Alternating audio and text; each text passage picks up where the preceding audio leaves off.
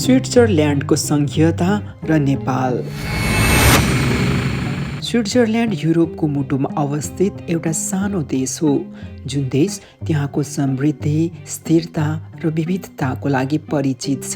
स्विट्जरल्यान्डको सफलतामा योगदान पुर्याउने मुख्य कारकहरूमध्ये एउटा कारक यसको सङ्घीय शासन प्रणाली हो।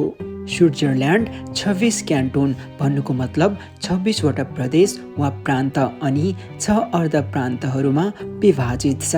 सङ्घीय प्रणाली अन्तर्गत यहाँ विकेन्द्रीकृत सरकारहरू रहेका छन्, जसले क्यान्टोनहरूबीच प्रतिस्पर्धालाई बढावा दिएको छ र देशलाई समृद्ध तथा स्थिर रहन मद्दत गरेको छ। स्विट्जरल्यान्डको कुल क्षेत्रफल 41,285 वर्ग किलोमिटर, जुन भनेको नेपालभन्दा करिब 3.5 गुणा सानो छ, जसले यसलाई युरोपको साना देशहरूमध्ये एक बनाउँछ। तर सानो आकार र करिब 85 लाख मात्र जनसङ्ख्या रहेको मुलुकको समृद्धिमा भने यी कुराहरू बाधक बन्न सकेका छैनन्। स्विट्जरल्यान्डमा बलियो अर्थव्यवस्था छ, जुन सेवा क्षेत्र, बैंकिङ र पर्यटनमा आधारित छ। देशको प्रति व्यक्ति जीडीपी सन् 2021 को आँकडा अनुसार नै करिब $92,000 रहेको छ, जुन विश्वमा नै उच्च हो। यहाँ बेरोजगारी दम कम हुनका साथै यहाँको नागरिकहरूको जीवन उच्च स्तरको छ। विविधता। स्विट्जरल्यान्डको समृद्धिको मुख्य कारण भनेको यसको विविधता हो। यो देश 4 आधिकारिक भाषीहरू जर्मन, फ्रान्सेली, इटालियन र रोमनको घर हो। साथै यो संसारभरबाट आप्रवासीहरूलाई स्वागत गर्ने लामो परम्परा रहेको देश पनि हो। यहाँ विविधतायुक्त समृद्ध सांस्कृतिक सम्पदाको संरक्षण तथा उत्थान गर्ने काम गरिएको छ, जसले जातीय, धार्मिक तथा सांस्कृतिक सहिष्णुता अनि खुला समाज निर्माण गर्न मद्दत गरेको छ। देशको विविधतायुक्त समाजले नवप्रवर्तन र रचनात्मकतालाई प्रवर्धन गर्न पनि मद्दत गरेको छ, जसले देशको आर्थिक सफलतामा विशेष योगदान पुर्याएको छ। नेपाल अहिले आफ्नै सङ्घीय शासन प्रणालीको विकासको प्रक्रियामा रहेको देश हो। नेपाल पनि जातीय, भाषिक र सांस्कृतिक विविधता भएको देश हो र नेपालमा जातीय पहिचानमा आधारित सङ्घीयताको मुद्दा सुरुवातदेखि नै विवादको केन्द्रमा रहेको छ। प्रमुख दलका नेता तथा मूलधारका मिडिया समेत यसप्रति सधैँ अस्पष्ट र अनुदार देखिँदा जनतामा जातीय पहिचानबारे अन्योल र अनिश्चितता पैदा भएको छ। तर नेपालले स्विट्जरल्यान्डको सङ्घीय प्रणालीबाट धेरै कुरा सिक्न सक्छ। विकेन्द्रीकृत सरकार र क्यान्टोनहरूको विविधता र यसमा सरकारको उदारता अनि सह अस्तित्वको स्वीकार तथा सम्मान गरेर स्विट्जरल्यान्डले शान्तिसँगै समृद्धि हासिल गरेको कुरा उदाहरणीय छ। एक अर्काको जातीय पहिचान र भाषिक अनि सांस्कृतिक अस्तित्वको संरक्षण गर्नाले सानो आकार र थोरै जनसङ्ख्याको बावजुद पनि स्विट्जरल्यान्ड दिगो शान्तिसँगै समृद्धि र स्थिरता हासिल गर्न सफल भएको छ। नेपालले पनि जातीय पहिचान र सांस्कृतिक विविधताप्रति स्विट्जरल्यान्डको उदाहरणबाट पाठ सिक्न सक्छ। स्विट्जरल्यान्डमा देशको सहिष्णुता र खुलापनले समृद्ध सांस्कृतिक सम्पदा निर्माण गर्न मद्दत गरेको छ र नवीनता अनि रचनात्मकतालाई बढावा दिएको छ। यो नेपालको लागि राम्रो उदाहरण हुन सक्छ, किनकि देशले आफ्नै जातीय र सांस्कृतिक विविधतालाई स्वीकार गर्न सङ्घर्ष गरिरहेको छ। यहाँको जातीय संस्कार, संस्कृति तथा परम्परालाई नेपालले स्विट्जरल्यान्ड जस्तै सांस्कृतिक पुँजीको रूपमा विकास गरेर पर्यटन प्रवर्धन गरे देशले धेरै सांस्कृतिक पर्यटक भित्र्याउन सक्नेछ अनि आर्थिक फाइदा प्राप्त गर्न सक्नेछ। प्रत्येक प्रदेशको आफ्नै कानुन। स्विट्जरल्यान्डलाई क्यान्टोन मतलब राज्य वा प्रान्तहरूमा विभाजित गरिएको छ, जसमा कानुन र शासनको सन्दर्भमा निश्चित स्तरको स्वायत्तता छ।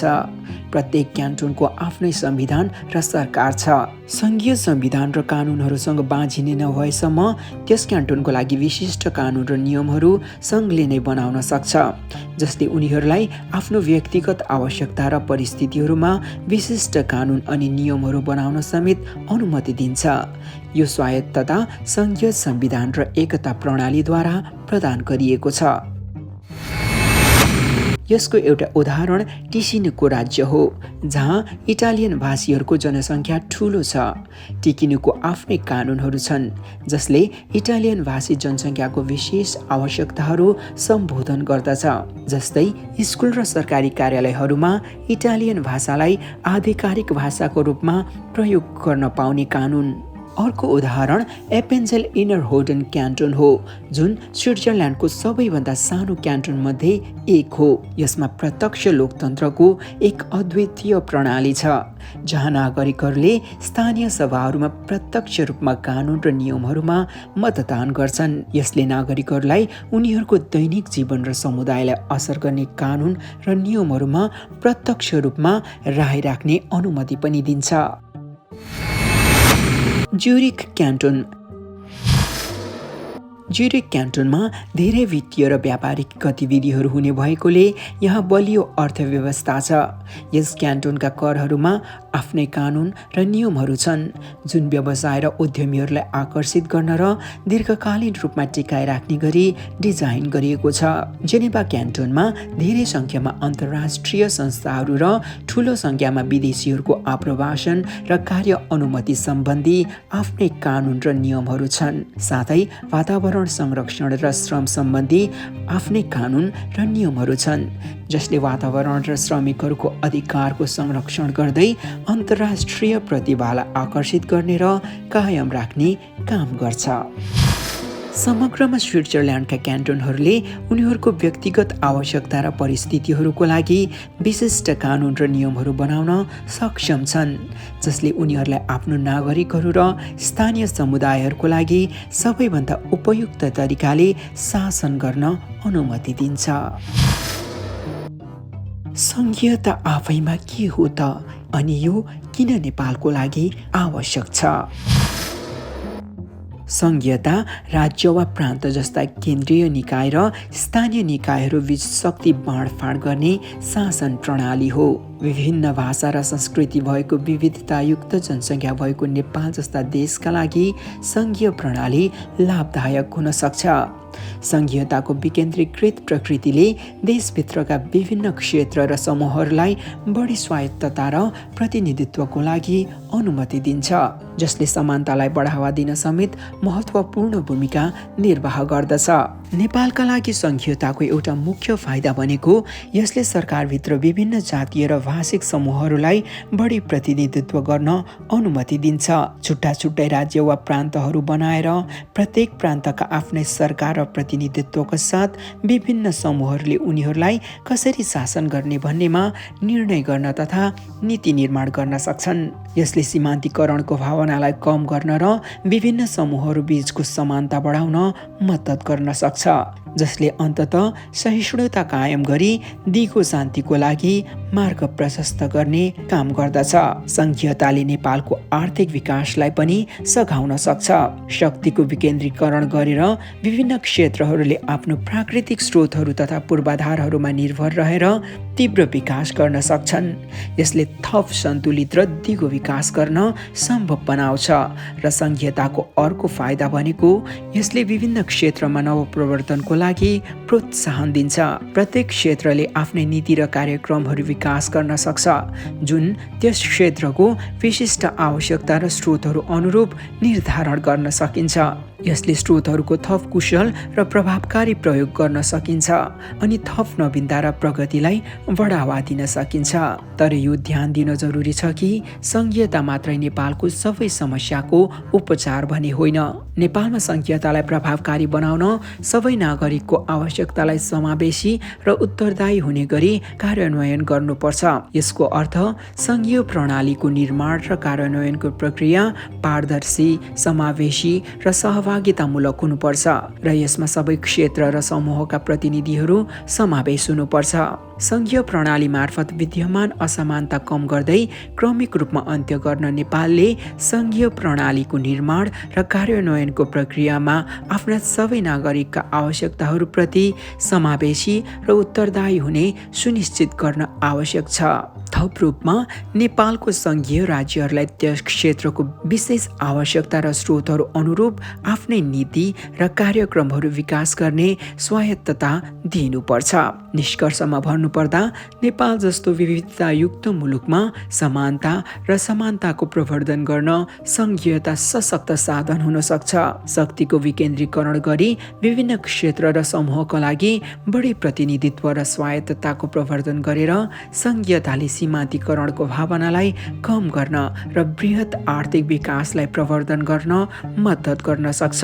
तथापि सङ्घीय प्रणालीको निर्माण र कार्यान्वयनको प्रक्रियालाई प्रभावकारी बनाउन सबै नागरिकको आवश्यकतालाई समावेशी र उत्तरदायी बनाउन महत्त्वपूर्ण हुन्छ। किन नेपालमा सङ्घीयता गाढो भनिएको हो? नेपालका केही शासक जातिले सङ्घीयतालाई समर्थन नगर्नु तथा हिन्दू धर्म र राजतन्त्रको पुनर्स्थापना गर्न चाहनुका थुप्रै कारणहरू छन्, जसमध्ये एउटा सम्भावित कारण शक्ति र नियन्त्रण गुमाउने डर हो। सङ्घीयताले शक्तिको विकेन्द्रीकरण गर्छ र विभिन्न क्षेत्र र समूहहरूलाई थप स्वायत्तता दिन्छ, जसले सम्भावित रूपमा शासक जातिले शक्ति गुमाउन सक्छ। थप रूपमा सङ्घीय प्रणालीमा प्रतिनिधित्व हुने अल्पसङ्ख्यक समूहहरू शासक जातिको स्वार्थसँग मिल्दोजुल्दो नहुन सक्छ, जसले प्रतिरोधमा थप योगदान दिन सक्छ। अर्को सम्भावित कारण सांस्कृतिक र धार्मिक एकरूपता कायम राख्ने इच्छा हो।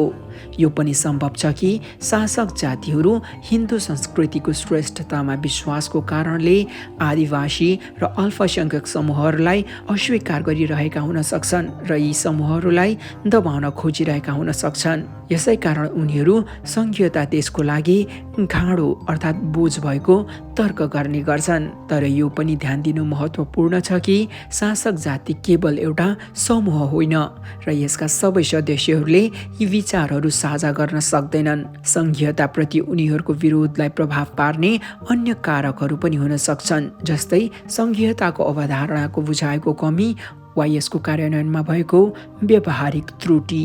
सङ्घीयता वा अन्य कुनै पनि विषयमा कुनै पनि राजनीतिक निर्णय समावेशी र सहभागितामूलक प्रक्रियाबाट गरिनुपर्छ र यसमा सबै क्षेत्र र समूहका प्रतिनिधिहरू समावेश हुनुपर्छ भन्ने कुरा याद राख्नु महत्त्वपूर्ण हुन्छ। यसले निर्णय निष्पक्ष र न्यायपूर्ण छ र सबै नागरिकको अधिकार र हितहरू सुरक्षित छन् भनी सुनिश्चित गर्न मद्दत गर्नेछ।